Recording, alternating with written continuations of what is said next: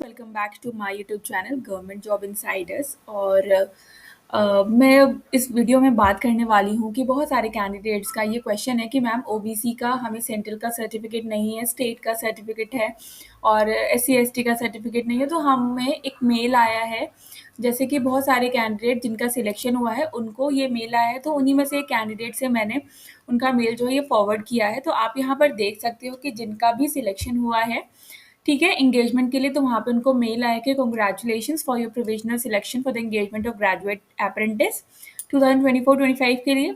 ठीक है, तो मेल और ये जो है ये पीडीएफ की लिंक है जहाँ पे आपकी लिस्ट दी हुई है।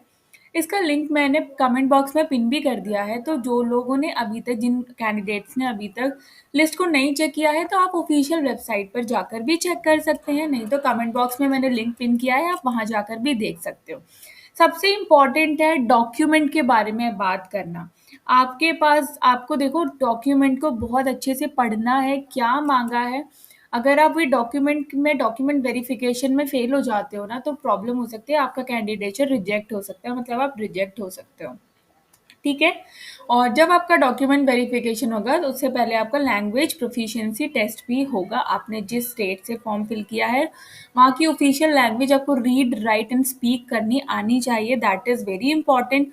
अगर आप उसको नहीं कर पाते हो तो आपका जो सिलेक्शन है वो नहीं होगा यहाँ पे।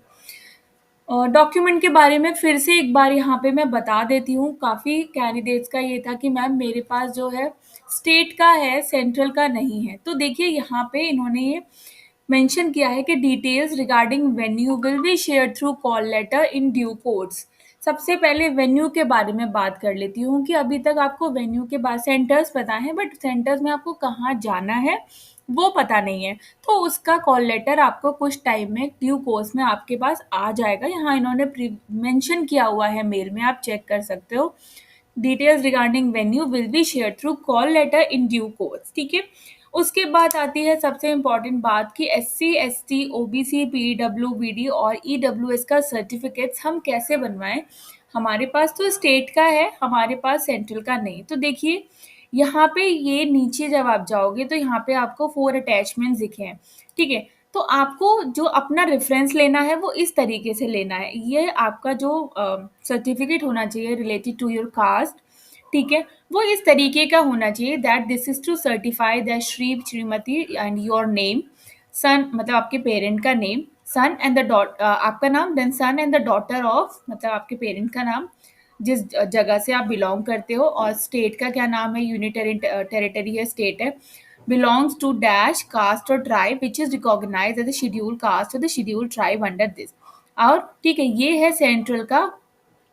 आपका जो सर्टिफिकेट होना चाहिए वो इस तरीके का होना चाहिए। ठीक है, तो जिन लोगों के पास नहीं है उनको ये बनवाना होगा इस तरीके का सर्टिफिकेट का रेफरेंस आप लेके, और आपको इस तरीके का सर्टिफिकेट बनवाना है। ठीक है, यहाँ पे सबका दे रखा है। ओबीसी का किस तरीके से, आप ओबीसी का डाउनलोड, आप इसको डाउनलोड भी कर सकते हो और आप इसको बनवा भी सकते हो। ठीक है, आपको इस तरीके का सर्टिफिकेट बनवाना होगा फॉर योर डॉक्यूमेंट वेरिफिकेशन, क्योंकि यहाँ पे इन्होंने क्लियरली इस चीज़ को मेंशन किया हुआ है डॉक्यूमेंट में। इन्होंने यहाँ पे पहले से ही बोला हुआ है कि कैंडिडेट्स को जो है यहाँ पे एससी एसटी या जिस भी कैटेगरी से बिलोंग करते हैं उनके पास सेंट्रल गवर्नमेंट का फॉर्मेट होना चाहिए, और वो फॉर्मेट जिनके पास नहीं है वो अपने मेल आईडी से भी देख सकते हो, और इस तरीके का सर्टिफिकेट आपको बनवाकर अब जो है अपने डीवी में लेकर जाना है। किसी ने कहा है कि मैम प्रोविजनल है मेरे पास, फाइनल की डिग्री नहीं है, तो आप देख सकते हो यहाँ पे इफ द दूसरी बात ये कि ईयर वाइज है, और अगर आपके पास आपकी ईयर वाइज है तो आपको ईयर वाइज लेके जानी है, सेमेस्टर वाइज है तो सेमेस्टर वाइज लेके जानी है। प्री प्रोविजनल डिग्री सर्टिफिकेट और फाइनल डिग्री, या तो आपके पास प्रोविजनल डिग्री है या फिर आपके पास फाइनल डिग्री है, अगर कोई एक भी है तो भी चल जाएगा। अगर यहाँ पे एंड होता तो आपको दोनों चाहिए होती, but it is return here की और लिखा हुआ है, आपके दोनों में से कोई भी चलेगी। कुछ कैंडिडेट्स ने ये भी बोला है कि मैम मेरी जो रिजल्ट की डेट है वो आई थिंक 1 सितंबर के बाद है। तो देखिए सबसे पहली बात, जिनका रिजल्ट 1 सितंबर के बाद आया है वो पहले ही आउट हो जाएंगे इससे। ठीक है, वो पहले ही रिजेक्ट हो जाएंगे, क्योंकि यहाँ पे इन्होंने ये मेंशन किया है कि फाइनल रिजल्ट जो है जिनका 1 सितंबर से पहले आया है वो ही आगे जा पाएँगे क्योंकि डॉक्यूमेंट वेरिफ़िकेशन होगा वहाँ पे। अगर डॉक्यूमेंट वेरिफ़िकेशन में ये पता चलता है कि आपका रिज़ल्ट जो डिक्लेयर हुआ है that is after 1st of September 2024 तो आप तो वैसे ही रिजेक्ट हो जाने वाले हो। ठीक है? आई होप इसमें कोई कन्फ्यूजन ही नहीं है। नैट्स पोर्टल का आपको लॉगिन करना है और अपने जो प्रोफाइल है उसका स्क्रीनशॉट लेना है और कुछ नहीं करना है। फाइन। बाकी सारी चीज़ें आपको पता चल गई होंगी और फोटोज़ लेने हैं, आईडी प्रूफ लेना है, बाकी सारी चीज़ें यहाँ पे मैंने मेंशन कर दी हैं। सर्टिफिकेट्स के बारे में मैंने आपको बता दिया है कि हम काफ़ी कैंडिडेट्स के पास मेल आया है, वो पूछ रहे हैं कि इस तरीके के इस सर्टिफिकेट्स का हम क्या करें। तो ये सेंट्रल कास्ट जो है उसका फॉर्मेट है, आपके पास जो फॉर्मेट होगा वो यही फॉर्मेट होगा। यहाँ पे जो डॉक्यूमेंट वेरिफिकेशन होगा कास्ट के लिए वो इस फॉर्मेट में ही किया जाएगा। सो आई होप यहाँ पे आपके सारे डाउट जो है वो क्लियर हो गए होंगे। इसके बाद भी वेन्यू के रिगार्डिंग फिर से बता देती हूँ। वेन्यू के रिगार्डिंग अभी जो है कॉल लेटर इशू होगा, कुछ टाइम में इशू हो जाएगा, तो आपको टेंशन लेने की ज़रूरत नहीं है।